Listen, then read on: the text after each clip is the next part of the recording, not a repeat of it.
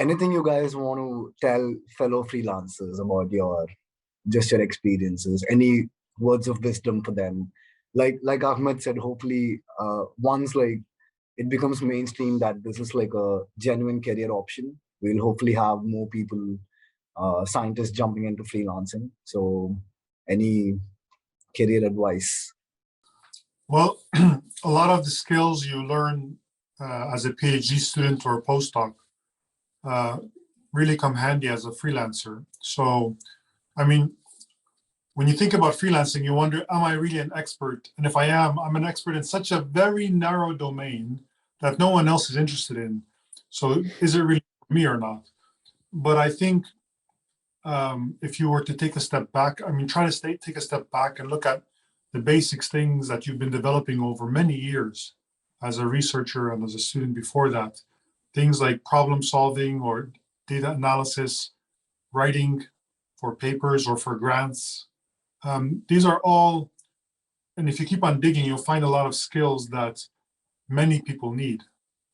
And so try to like bring those out and polish them and think about how you can present that. And also when you bid on a project, really give it time. The way you are, for example, writing a grant proposal, like you really want to show that you've thought about this project and this is what you've done that's similar to it in the past. This is what you offer the project. Really sort of give the clients, show them that you have thought about what they're asking for, and that this corresponds with your previous experiences, as opposed to just sending a generic proposal for the project. So sort of tailor it to the client. Those are two things I'd like to sort of mention as maybe tips for freelancers or aspiring freelancers. Yeah, fantastic.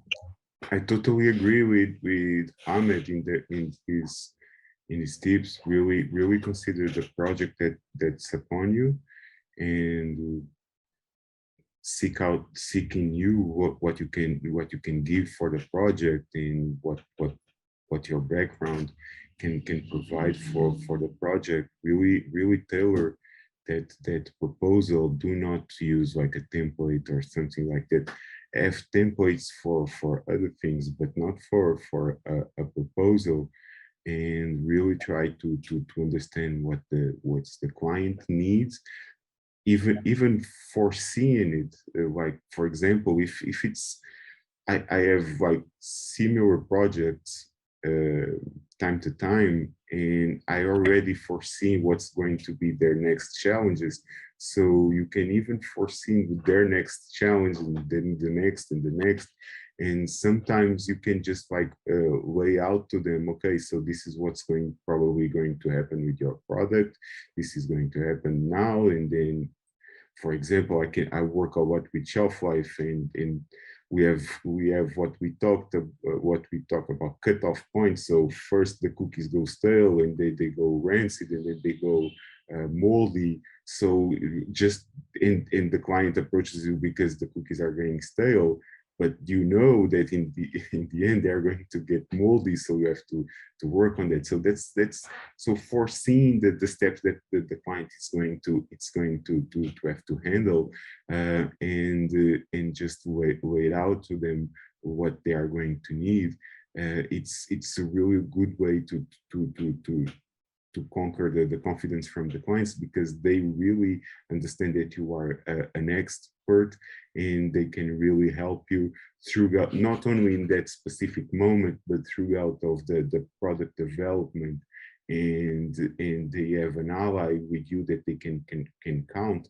If you can deliver that confidence right off from the proposal and from a first meeting, then it's going to you're probably going to be successful getting clients and proposals accepted.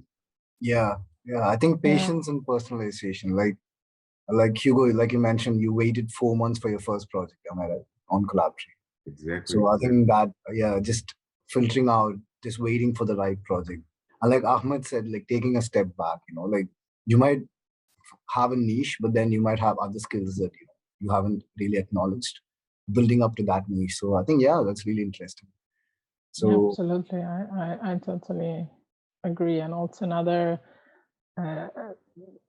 thought that I had, especially at the beginning, like to kind of not be afraid. Like you're always going to be, especially at the beginning, you're always going to be, this sounds cliche, but you're always going to be outside your comfort zone because you've never done this in this way. And so the confidence will come by doing it more and working with more clients. And I think it's all part of the process. Maybe at the beginning it's a steep learning curve because you're on your own. There's no really anyone telling you what to do, but that's also the nice part of it, because you learn quite fast, and you learn from your mistakes, and you just develop confidence in your skills more and more. So yeah, another tip would be to just